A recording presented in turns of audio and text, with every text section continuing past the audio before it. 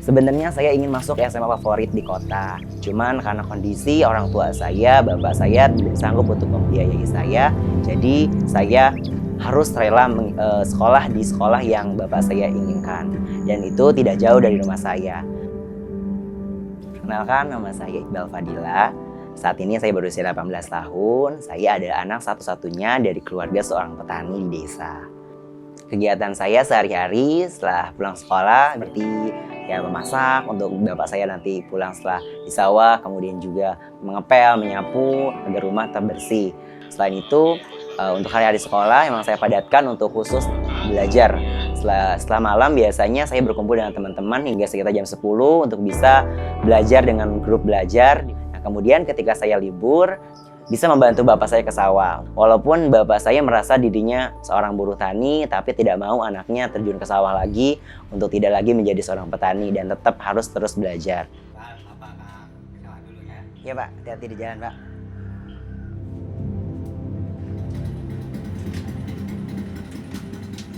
Ya, salam.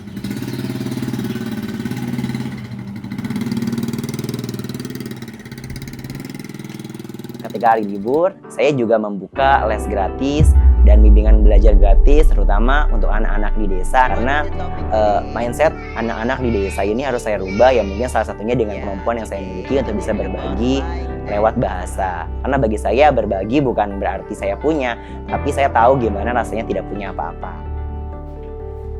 Jadi perjalanan saya, ibu saya sudah meninggalkan saya sejak saya SD. Nah disitulah saya termotivasi untuk lebih mandiri, untuk belajar lebih giat bagaimana saya tidak menyia-nyiakan kesempatan yang sudah ibu saya berikan untuk bisa membiayai saya walaupun harus capek menjadi seorang tenaga kerja di Malaysia. Sejak kecil, Pak rajin belajar mandiri. Setiap hari baca buku, nggak kelewatan. Dia ngajar anak-anak les. Saya bangga punya anak, Iqbal.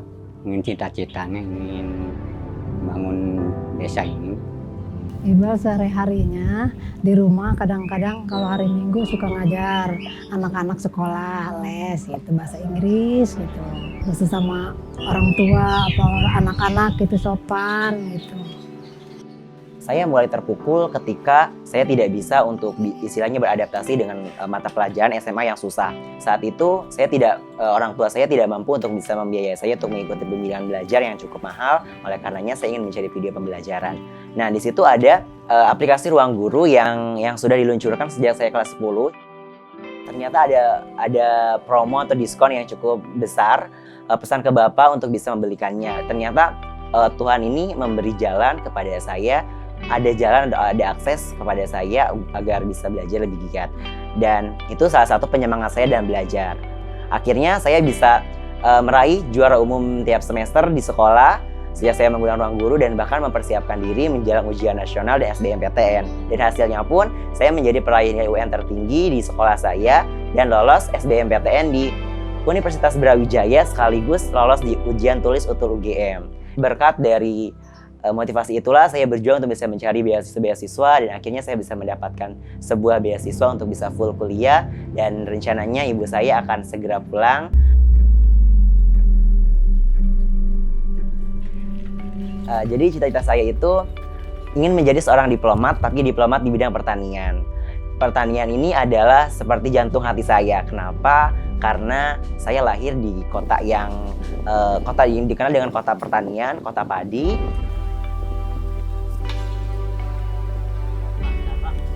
Tapi akhir-akhir ini kota saya ini seolah yang dijuluki dengan kota padi terkikis dengan adanya industri-industri pabrik yang banyak. Nah itulah yang memotivasi saya agar bagaimana pertanian dan perindustrian itu bisa bergabung. Akan berguna bagi minimal untuk daerah atau warga masyarakat kota saya sendiri. Nantinya mungkin bisa berguna bagi ke depan termasuk bangsa Indonesia.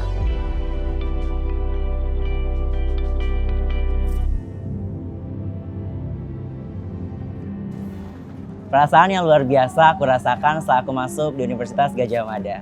Universitas impianku sejak sekolah dasar yang tidak pernah aku bayangkan tapi selalu aku perjuangkan. Terima kasih buat Bapak, Ibu yang selalu bekerja keras buat Iqbal agar bisa bersekolah hingga di kampus perjuangan Universitas Gadjah Mada. Terusus Ruang Guru salah satu teman belajarku yang menemaniku siang malam dan dimanapun untuk bisa belajar agar lebih giat lagi. Jadi ada banyak banget yang difasilitasi oleh Ruang Guru biar aku bisa mengembangkan ilmuku. Yang pertama, favoritku adalah animasi-animasi yang disediakan, begitupun master teacher yang di Ruang Guru, khususnya Kak Dimas, yang selalu support pejuang dari soal-soal SBM ataupun soal-soal ujian, siap menghadapi soal tersebut. Yang aku lakukan selama belajar di Ruang Guru ini adalah pertama, aku siapkan dulu bahan ataupun selembar kertas yang akan kujadikan buat nulis materi-materi yang disampaikan oleh master teacher di Ruang Guru. Kedua, aku buka dan aku pilih topik-topiknya di sana. Aku coba untuk klik dan download rangkumannya. Jadi suatu saat jika aku lupa ataupun aku tak sempat untuk bisa belajar lagi, aku bisa lihat lagi rangkuman tersebut. Lalu setelah itu baru udah coba bang soal supaya mengukur kemampuanku sudah siap ataupun sudah bisa nggak sih di materi tersebut. Kalau tidak ada Ruang Guru, menurut saya akan kebingungan jikalau saya menemukan waktu yang istilahnya krisis ataupun waktu-waktu yang tidak bisa saya lakukan untuk bisa berkonsultasi dengan Bapak Ibu guru ataupun teman-teman di sekolah. Akhirnya Ruang Guru ini karena bisa dipakai dimanapun ataupun kapanpun, akhirnya tidak menjadi masalah buatku. Itu pun mendukungku bisa belajar di mana aja. Jadi aku punya pengalaman menarik, aku dan teman-teman bikin grup belajar. Tapi kami punya hobi masing-masing. Yang aku lihat mereka justru asik dengan memainkan jari jemarinya di game online. Mereka juga kadang bertanya, "Bal, kamu ikutan juga game online?" Oh tentu, tapi game onlineku beda. Ya, game onlineku ini jauh lebih menarik dan aku bisa dapat poin-poin bahkan nilai yang tinggi. Dan mereka pun penasaran. Akhirnya mereka melihat dengan aplikasi yang aku pakai dan akhirnya mereka tertarik dan kami pun bisa berlangganan bareng di Ruang Guru ini dan belajar bersama. Dan tidak sia-sia, akhirnya kami bisa masuk di perguruan tinggi masing-masing. Dan pesan buat teman-teman, belajar itu mudah, tapi yang susahnya adalah keinginan. Belajar itu memang harus diniatkan.